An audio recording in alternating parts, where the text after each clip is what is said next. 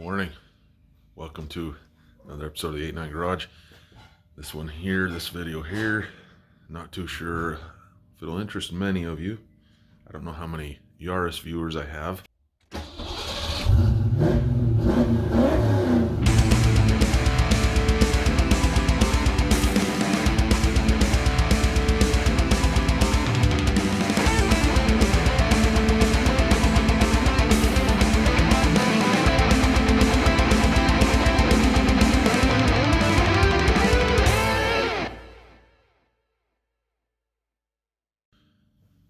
Today I'm going to solve an issue that I've had with it. When I say an issue I've had with it, I can make it work the way it is, but there's a lot better way of doing it. Toyota, in my opinion, should have done this to begin with. That issue is that the belt does not stay tight. It's like every, I don't know, 4 or 5 months I got to retighten the belt. So yesterday I hit the wrecking yard. I visited a 2009 Toyota Corolla with a 1.8 liter, and I obtained the tensioner, which in my opinion should have also came on the 1.5 liter.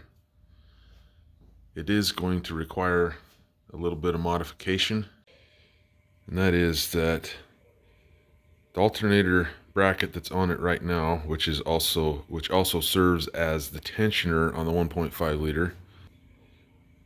There's like a tab on the 1.8 where this goes through and this nut tightens up, whereas on the 1.5 liter there's a stud and a nut that holds this on the end.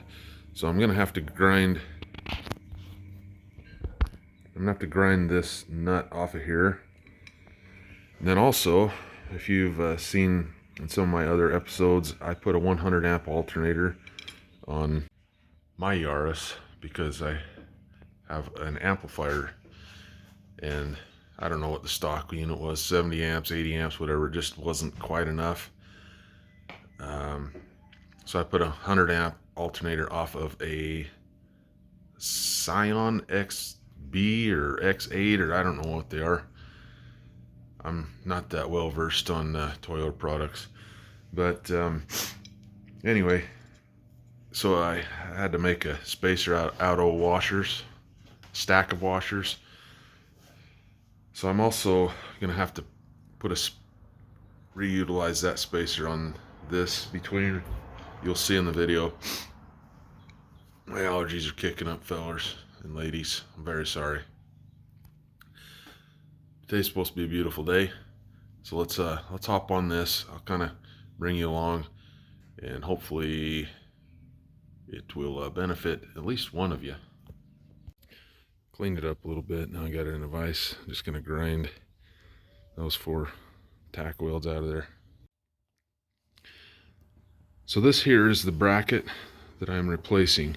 Currently, to tighten up this belt, you have to loosen this bolt here, and then get yourself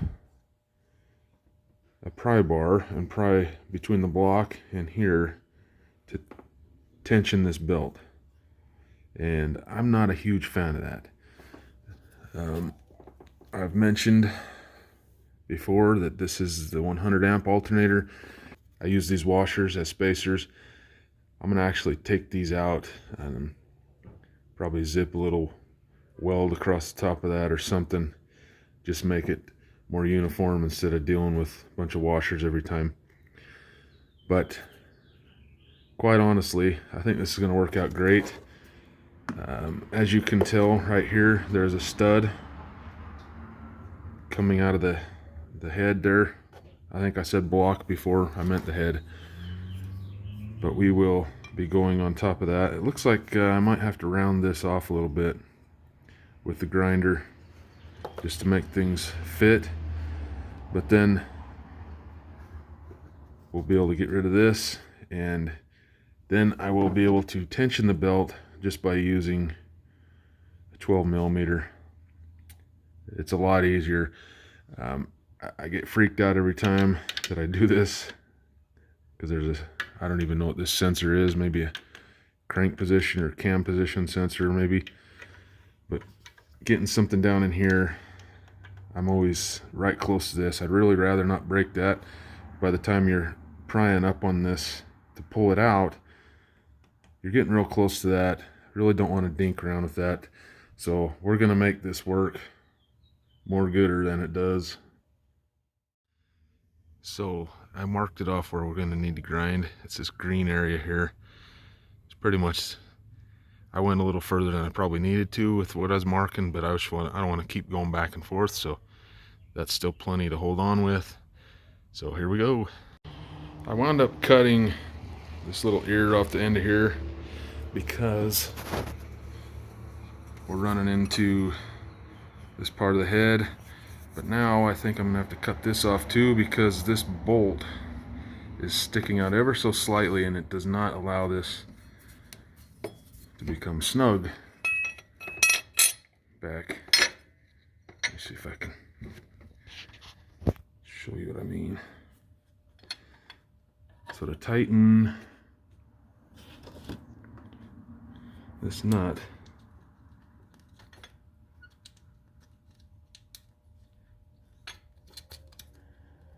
and have it in the right spot for this, it kind of kicks me out a little bit because we're rubbing, we're barely touching that bolt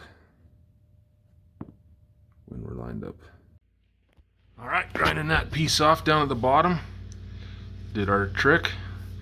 So I'm gonna go back outside and weld my spacer together, the washers, and be back in, and we'll assemble the rest of this tensioner and get it moving. I really like the way this is turning out so far. This is much better than the method of tensioning that belt from the factory. So anyway, I'm gonna go back out. Sorry, the lighting's all jacked up here. I'm gonna go back out and run a little tiny bead across those washers, just so they're not so cumbersome putting them in. That's really the only purpose of doing this. You don't have to do that. I mean, you could even probably run silicone or something across it if you really wanted to, or JB weld, whatever. I got the welder sitting out there right next to everything, so I'm just gonna right across it. Went ahead and tacked that bad boy together. It's my very first weld, very first time using the titanium, and I got to use it for about 3 seconds. Might have had her up just a little bit too high, but it did the job. So now we can assemble the rest of this tensioner. Okay, so it works. It's not exactly how I envisioned it. It's not pretty, but it works, and I don't have to use a pry bar to tension this thing up anymore. The belt, I believe, is stretched. I'm beyond the range that I would expect to normally see here, but this is a completely different setup than factory. New alternator, new bracket here, so modified bracket, I should say. Let me show you what I did. Take it or leave it. I'm gonna roll with it, see how it goes. If you don't want to, that's just fine.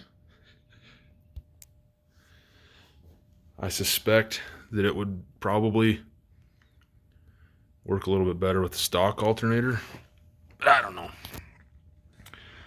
So we're past this, which this is supposed to hold on to, but honestly,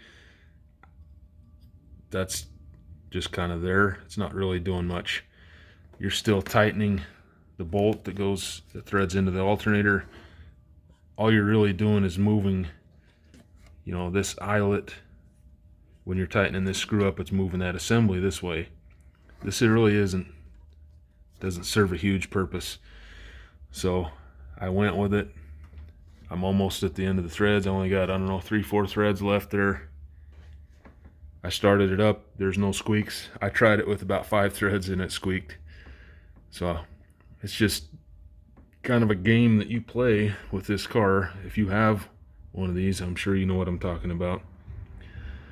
But Anyway, again, this is off a 2009 Corolla with a 1.8 liter. And we modified her to fit.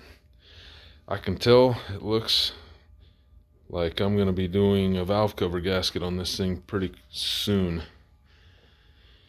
So stay tuned for that video. I really wanted to, before I post this video, make sure that this works the way I intended and wanted it to. And it does. It's been 3 weeks and this modification has been absolutely flawless.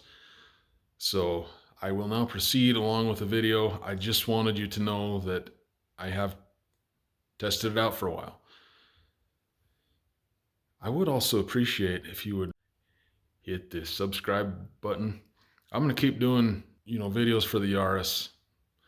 So, as they come along, I will film them, because I don't think there's a lot of content for the Yaris on the YouTubes. So I might as well fortify you guys with stuff, right?